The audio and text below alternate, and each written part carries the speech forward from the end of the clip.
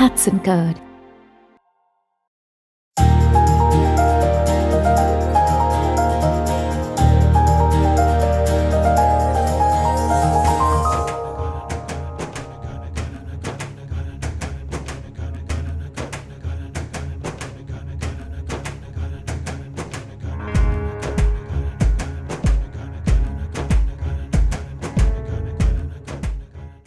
இப்போ விசாலாட்சி அக்காவை பற்றி வருத்தமே இல்லை.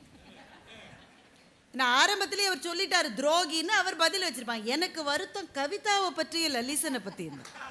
இனிமே என்ன இருக்கு பேச? ஏதாவது இருந்தா சொல்லுங்க, இல்லை ரெண்டு பேரும் இதை நாங்கள் வழிமொழிகிறோம் சொல்லிட்டு உட்காந்துக்கலாம். அந்த ஒரு ஆப்ஷன் இருக்கு உங்களுக்கு. மிக மிக அபாரமான பேச்சு.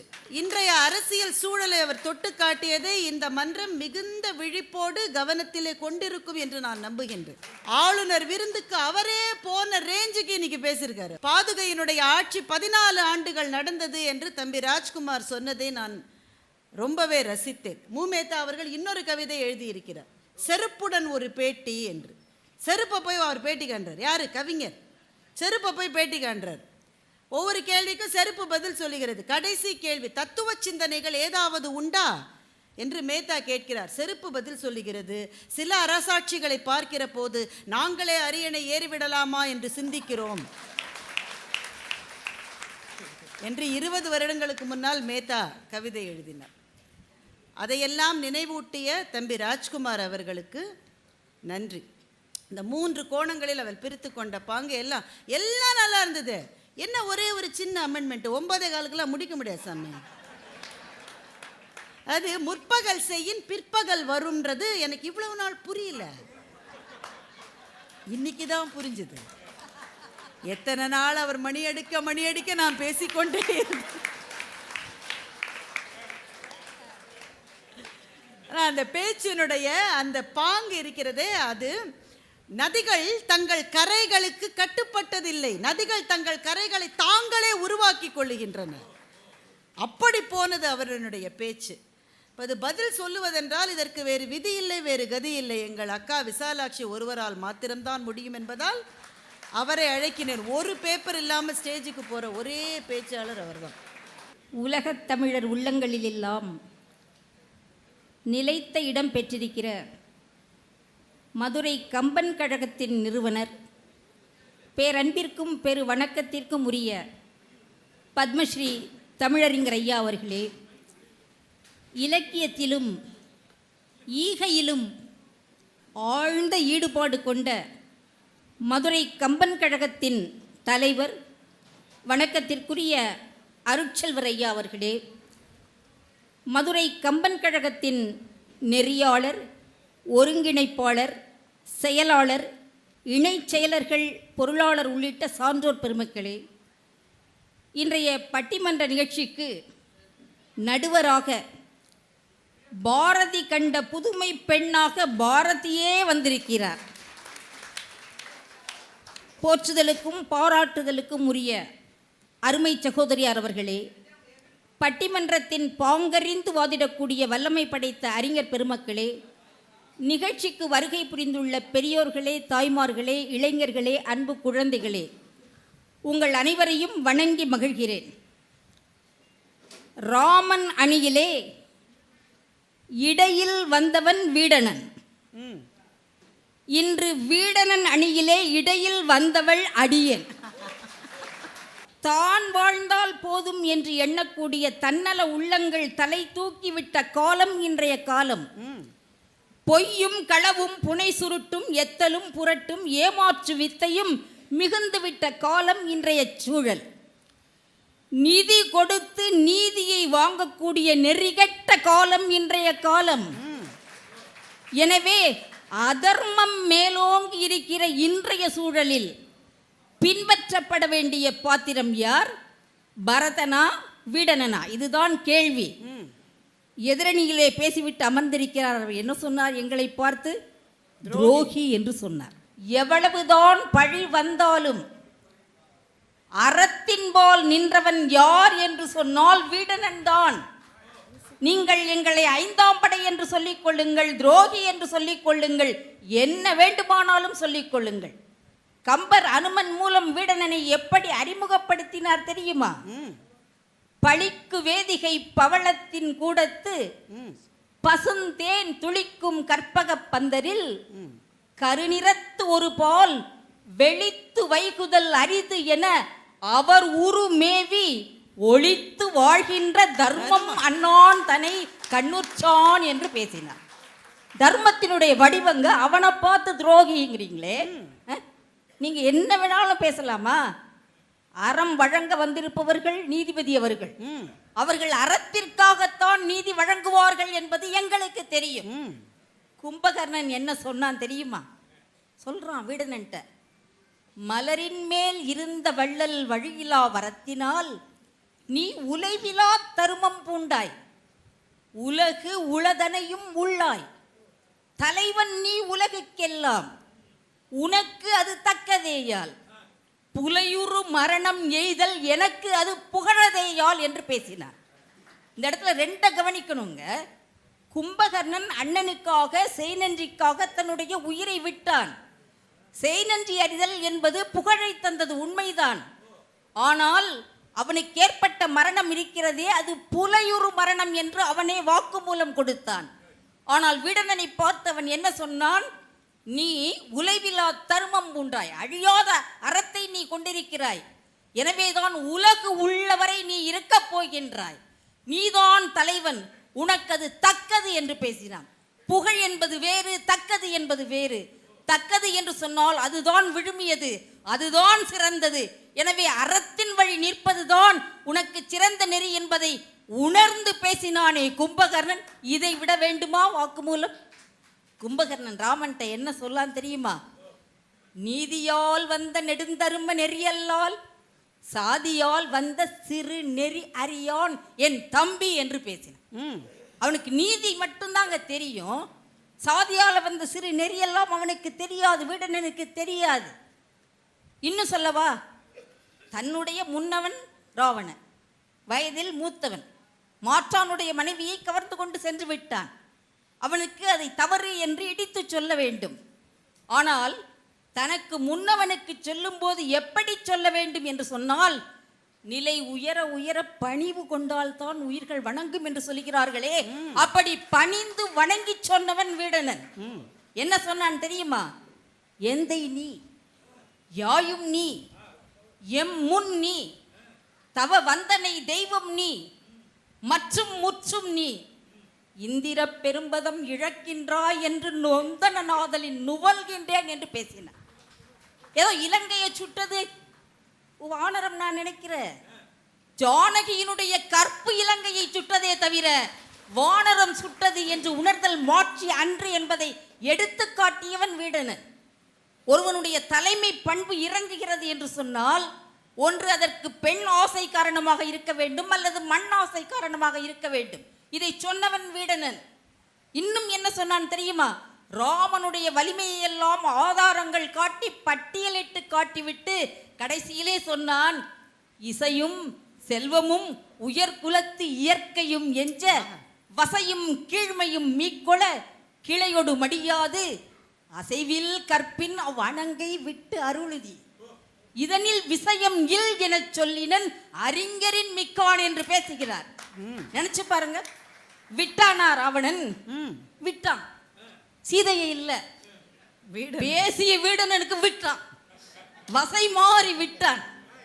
அவனை நீ அறிவில்லாதவன் என்று பேசினான், நீ வீரமற்றவன் என்று பேசினான், வெகுண்டான்.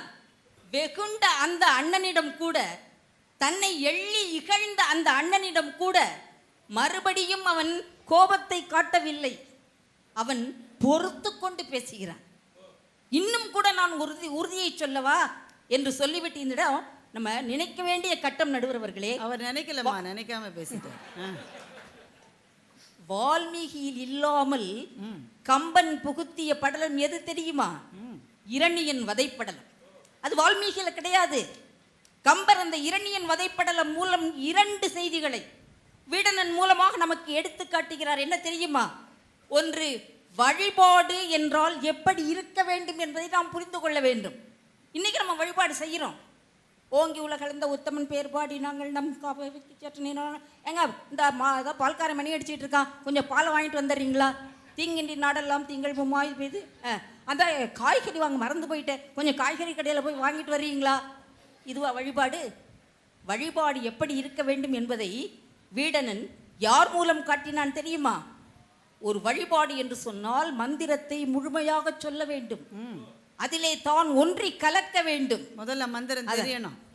அதைத்தான் ஓம் நமோ நாராயணாய என்று உரைத்து உளமுருகி தான் அமைந்து இரு தடக்கைகள் தலைமிசை தாங்கி பூனிற கண்கள் புனலுக மயிர்புறம் பொடிப்ப ஞான நாயகன் இருந்தனன் என்று சொல்லி வீடணன் பிரகலாதன் எப்படி வழிபாடு செய்தான் என்பதை எடுத்துக்காட்டி, இப்படி நீங்கள் பரம்பொருளை வழிபட வேண்டும் என்று அந்த இரணியன் வதைப்படலம் மூலம் காட்டியவன் வீடணன். அதுல இன்னொரு செய்தியை வைத்தான். என்ன தெரியுமா? ஒருவனுக்கு எப்போது அழிவு வரும் என்று சொன்னால், எவன் ஒருவன் நான் என்ற எண்ணத்தோடு, செருக்கோடு, அகந்தையோடு, அகங்காரத்தோடு, மமதையோடு இருக்கிறானோ அவனுக்குத்தான் அழிவு வரும். இன்னும் சொல்ல போனால் சொல்பவர் யார் என்பது அல்ல முக்கியம், நல்ல செய்தியை யார் சொன்னாலும் அதை எடுத்துக்கொள்ள வேண்டும். சொல்பவர் எளியவராக இருக்கலாம், படிக்காதவராக இருக்கலாம், தன்னை காட்டிலும் வயதிலே சிறியவராக இருக்கலாம், யாராக இருந்தாலும் நல்லதை செய்தால் நிச்சயமாக நன்மை விளைவிக்கும், இல்லாவிட்டால் அழிவைத்தான் தரும் என்பதை யார் மூலம் எடுத்து காட்டினான்? பிரகலாதன் சிறுவன் சொல்லி அவன் எடுத்துரைத்ததெல்லாம் தந்தை இரணியன் மேற்கொள்ளவில்லை, அதை காது கொடுத்து கூட கேட்கல. கடைசியில் அவனுக்கு ஏற்பட்டது என்ன? அழிவு. எனவே இந்த அழிவுதான் உனக்கும் நேரப்போகிறது என்பதை எடுத்து சொல்லியவன் தான் வீடணன். எவ்வளவு அருமையா எடுத்து சொன்னான் பாரு. சரி, இவ்வளவையும் கேட்டுட்டு ராவணன் கொஞ்சமாவது திருந்தி இருக்கணும்ல, அவன் கொஞ்சம் கூட அசையவே இல்லைங்க. உடனே அவனுக்கு கோபம் வந்துருச்சு. இன்னும் இவ்வளவையும் சொன்ன உடனே சொன்னான், விழி எதிர் நிச்சயேல் விழிதீன்ட்டான்.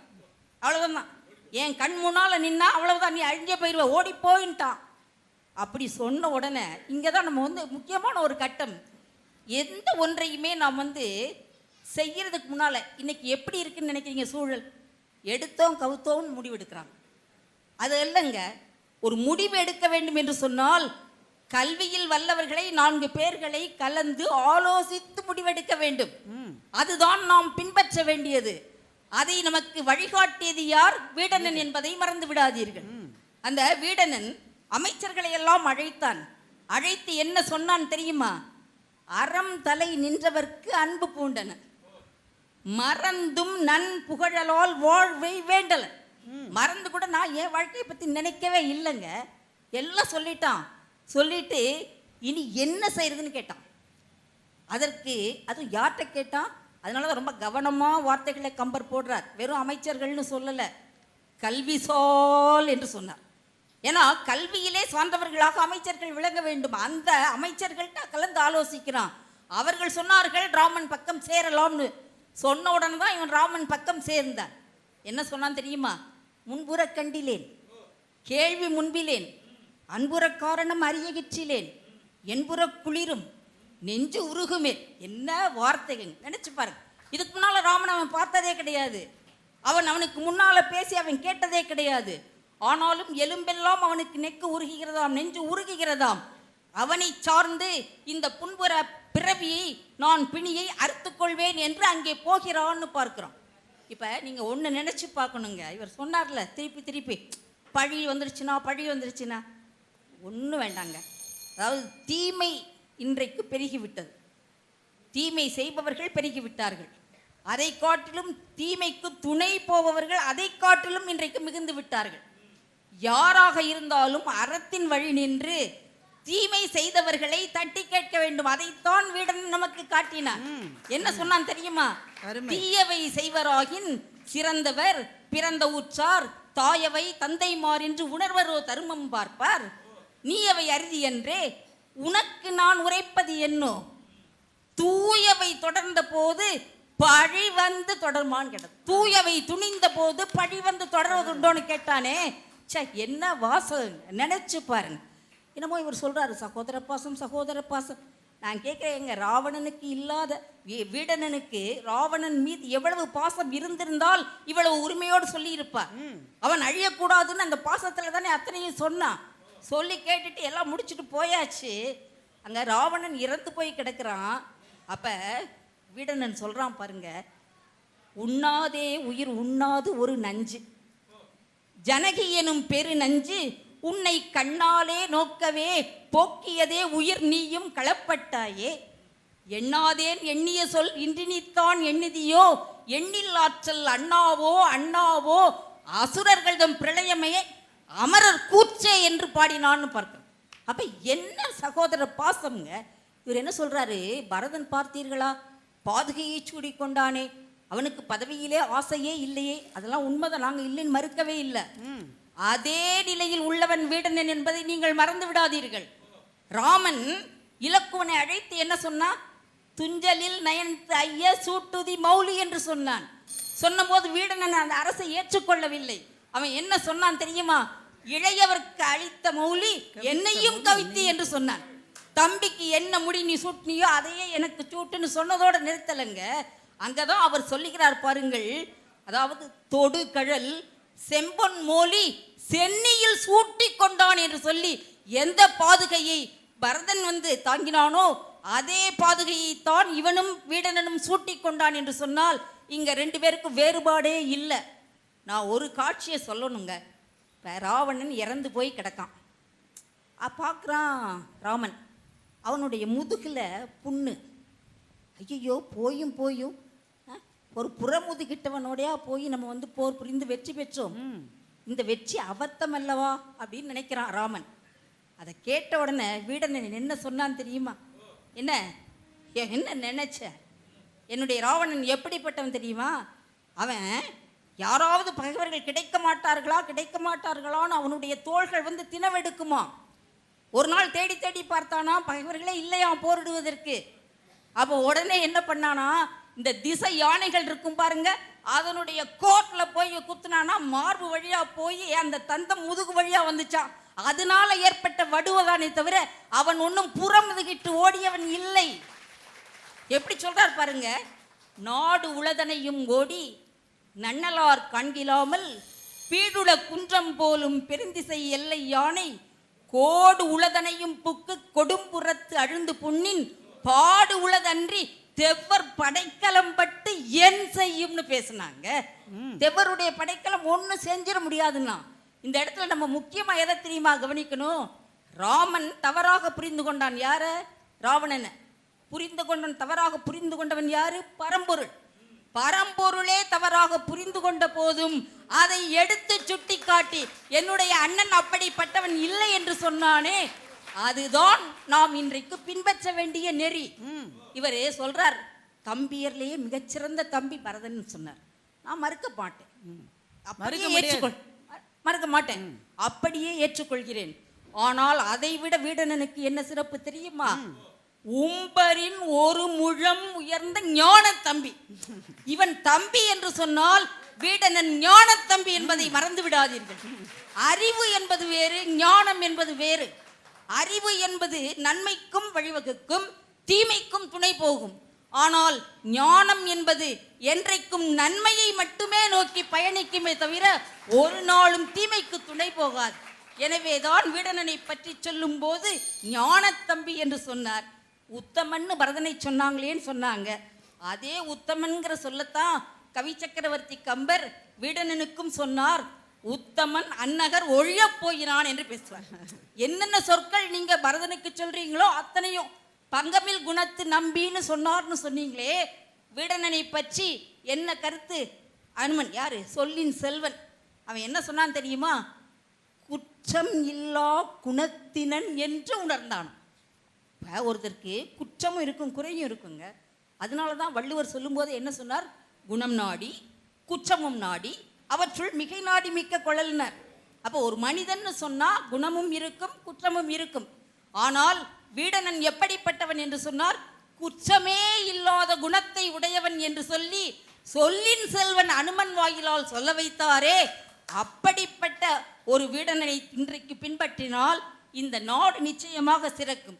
எனவே எந்த வகையில் பார்த்தாலும் பணிவு என்று கொண்டாலும், ஏதாவது தீமை விளையும் என்று சொன்னால் அதை எதிர்க்க வேண்டிய துணிவு என்று சொன்னாலும், அறம் என்று சொன்னாலும், பாசம் என்று சொன்னாலும், அத்தனைக்கும் வீடணன் எந்த வகையிலும் பரதனுக்கு சளைத்தவன் அல்ல. நீங்கள் 1000 முறை துரோகி என்று சொல்லிக் கொள்ளுங்கள், அதை பற்றி எங்களுக்கு கவலை இல்லை. நாங்கள் என்றைக்கும் அறத்தின் வழி நிற்கின்ற கட்சி என்பதனாலே இன்றைய சூழலில் பின்பற்றப்பட வேண்டிய பாத்திரம் வீடனனே என்று சொல்லி இந்த நல்ல வாய்ப்பிற்கு என்னுடைய மனமார்ந்த நன்றியை கூறி விடைபெறுகிறேன். நன்றி, வணக்கம். அக்காவினுடைய அருமையான பேச்சை முடித்த பிறகு மைக்கை ராஜ்குமாரிடம் கொடுத்தவுடன் எனக்கு பக் என்றாகிவிட்டது. திரும்பவும் முதல்ல இருந்தா எல்லா கோட்டையும் அழிங்க. என்ன பேச்சு! பட்டிமன்றம்னா இப்படி இருக்கணும், ஆனால் பறக்கணும். ராஜ்குமாரினுடைய பேச்சுக்கு பிறகு உண்மையிலேயே நான் நினைத்தேன், இந்த தலைப்பை அக்காவிடம் முன்னமே கொடுத்து 1 மாதம் முன்னாடியே கொடுத்திருந்தால் கூட அதற்கு பதில் சொல்வதற்கு வாய்ப்பு இருக்கு. அவங்களுக்கு அதெல்லாம் தேவையில்லை. கம்பன் அவருக்கு உள்ளே ஓடிக்கொண்டே இருக்கின்றான் கவிதையாக. அந்த கம்பன் மாநதி ஓடுகிறது, அவங்க அப்பப்போ அதிலிருந்து முகந்து நமக்கு கொடுக்கிறார்கள், நாம் கொடுத்து வைத்தவர்கள், அவ்வளவுதான். மிகச்சிறப்பான மறுப்பு வாதம். உங்க பரதனை பத்தி அப்படி இப்படி நீங்களே, அவன் பிஇ எங்காளி எம்இன்னு அவர் சொல்லியிருக்கார். இதையும் விட அதுக்கும் மேல எங்க ஆளுன்னு ஒவ்வொன்றுக்கும் பதில் சொல்லிக்கிறார். நீங்க துரோகின்னு சொல்லிக்குங்க, என்னவாவும் சொல்லிக்குங்க, ஆனால் அறத்தை நாடி போனவன் அவன். ரொம்ப குறிப்பா இந்த அவை கவனத்திலே கொள்ள வேண்டியது, அந்த இரணியனுடைய படலத்தை ஆதிகவி இதிலே கொடுக்கவில்லை. தன்னுடைய காப்பியத்தில் கம்பன் எழுதுகிறான். எனக்கு நினைவிருக்கிற வரை 176 பாடல்களோ என்னவோ. வாவேசோயர் என்ன சொல்லிவிட்டார் என்றால், இது துருத்தி கொண்டிருக்கிறது என்று சொல்லுகிறார். சரி, என்ன சார் சிச்சுவேஷன்? கோபத்தில் துடித்து கொண்டிருக்கிறான் ராவணன். ஏன்னா வீடனன் ஏற்கனவே ஏகப்பட்ட அட்வைஸை அள்ளி வழங்கிட்டான். ராவணன் கொதித்து கொண்டிருக்கின்றான். அந்த சிச்சுவேஷனில் 176 பாட்டு பாடுறான். பழைய கால சினிமாலாம் நிறைய பாட்டு வந்துகிட்டே இருக்குல்ல. ஒருத்தர் சொன்னான் பாதியில் இன்டர்வலோட வந்துட்டேன்னா. ஏன்பா இன்டர்வலோட வந்த? கதாநாயகன் 26 பாட்டு பாடினான், தாங்க முடியலன்னா. அப்புறம் என்ன ஆச்சு? கதாநாயகன் இறந்துட்டான். அவன் தான் இறந்துட்டானே, நீ ஏன் வந்த? ஆவியா வந்து 6 பாட்டு பாடினான். ஏற்கனவே கோபத்தில் இவன் கொதிச்சுட்டு இருக்கிற போது 176 பாட்டு. இரணியன் வதை படலத்தை கம்பன் வைக்கிறான். அதை முன்னே வந்த வான்மீகியும் வைக்கவில்லை, பின்னே வந்த மற்ற கவிஞர்களும் வைக்கவில்லை, கம்பன் மாத்திரமே வைத்தது. அதை வாவேசோயர் ஒரு கிரிட்டிக்கினுடைய பார்வையிலே சொல்லுகிறார். இது துருத்தி கொண்டு அந்த இடத்துக்கு பொருந்தல சார் என்று வாவேசோயர் சொல்லுகிறார். கம்பன் அதை சிந்திக்காமல் இருந்திருப்பானா? ஆனாலும் அதை வைத்தான். ஏன்? கம்பன் நரசிம்மரை வழிபாடு செய்கிறவன் என்பதனால் என்று சிலர் சொல்லக்கூடும். எனக்கு அதில் உடன்பாடு இல்லை. வழிபாடு செய்கிற எல்லா தெய்வங்களையும் கொண்டு வர வேண்டும் என்ற ஒரு கவிஞனுக்கு அவசியமும் இல்லை.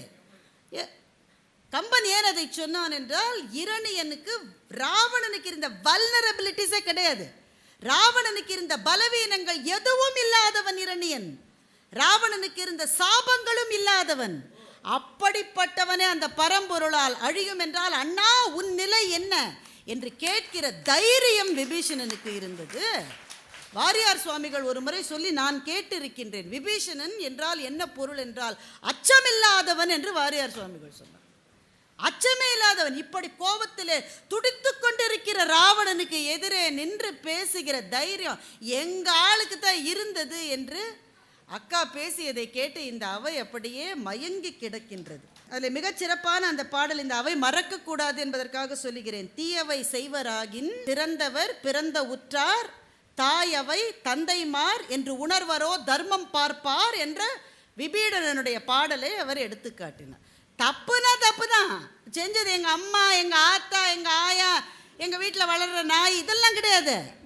தப்புனா தப்பு. இதை ஏன் விசாலாட்சி அக்கா சொல்லி இருக்கிறார் என்றால், மதுரையை சார்ந்தவர்.